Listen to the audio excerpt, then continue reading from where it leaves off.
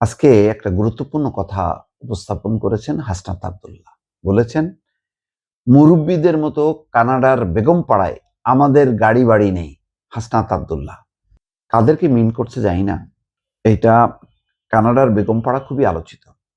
সেটা হচ্ছে শেখ হাসিনার আমলে শেখ হাসিনার মন্ত্রী, আমলা, পুলিশ অনেকেই সেখানে তারা বাড়ি করেছে, গাড়ি করেছে, মার্কেট করেছে। এই জন্য কানাডার বেগমপাড়া এটা একটা সাংঘাতিক রকম একটা প্রচার ছিল। অনেক রকম হাস্যরস, অনেক রকম স্টোরি হয়েছে এবং বাস্তবতা কিছু বাস্তব ভিত্তিক কিছু রিপোর্টও হয়েছে। সেই কানাডার বেগমপাড়ায়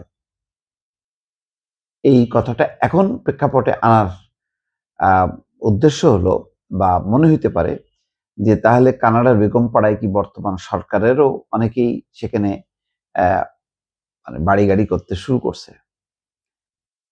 এটা কিন্তু এরকম কথা কিন্তু কেউ বলেনি এখন পর্যন্ত বিএনপির মানে মন্ত্রীদের উদ্দেশ্যে বা ক্ষমতাসীনদের উদ্দেশ্যে এরকম কথা এই প্রথম উচ্চারিত হলো।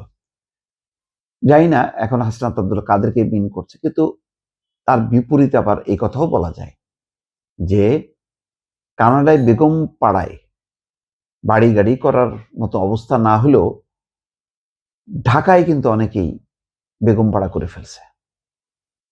এই অর্থে যে যারা আগে মেসে থাকতো, যারা আগে হলে থাকতো, তাদের অনেকেই এখন গুলশান বনানীতে ফ্ল্যাট করছে, গাড়ি করছে।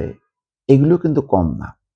অর্থাৎ শিশু রাজনীতিক যাদের এখন পড়াশোনা করার কথা, কোমলমতি শিশু, কোমলমতি বলবো না, শিক্ষার্থী বলি, তো তাদের তো মানে গাড়ি বাড়ি বেগমপাড়া এগুলি কথা চিন্তা করে তো লাভ নেই। তাহলে আমাদের বেগমপাড়ায় আমাদের গাড়ি বাড়ি নেই মানে কি? প্রথম কথা হলো যে হ্যাঁ, এই শিক্ষার্থীদের একটা অংশ যারা ব্যবহার করছে ক্ষমতাকে, তারা বেগমপাড়া পর্যন্ত পৌঁছাইতে না পারলেও কেউ কেউ ইউরোপে, দুবাইতে সেখানে অ্যাকাউন্ট খুলছে, টাকা জমা রাখছে, এই খবর কিন্তু আসছে।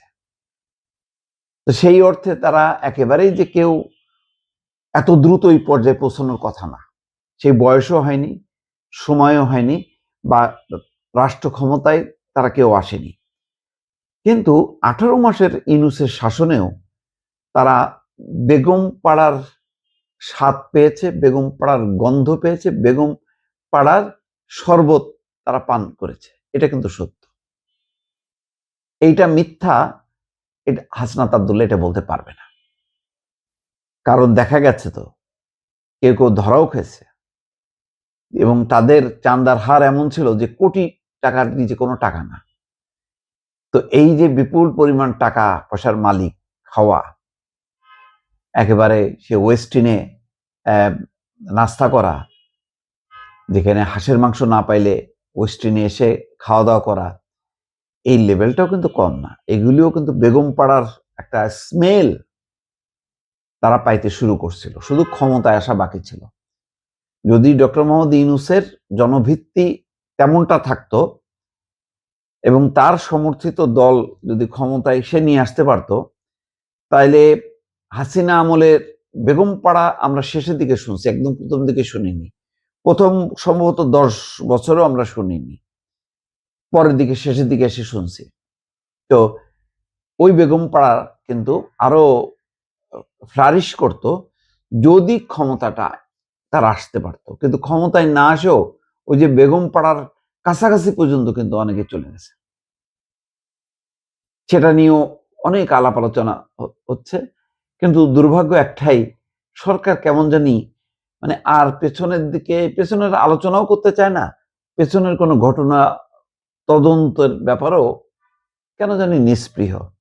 যদি করতো তাইলে হয়তো কানাডার বাসিন্দা না হলেও ঢাকার অভিজাত এলাকার তাদের যে বেগমপাড়া, সেই বেগমপাড়ার সন্ধান নিশ্চয়ই পাওয়া যাবে। আমি হলফ করে বলতে পারি অন্তত ঢাকায় অভিজাত এলাকার বেগমপাড়া তাদের কারো কারো আছে, একদমই নিশ্চিত। বললাম আজ হোক কাল হোক তদন্ত নিশ্চয়ই হবে এবং সেগুলি বের হবে।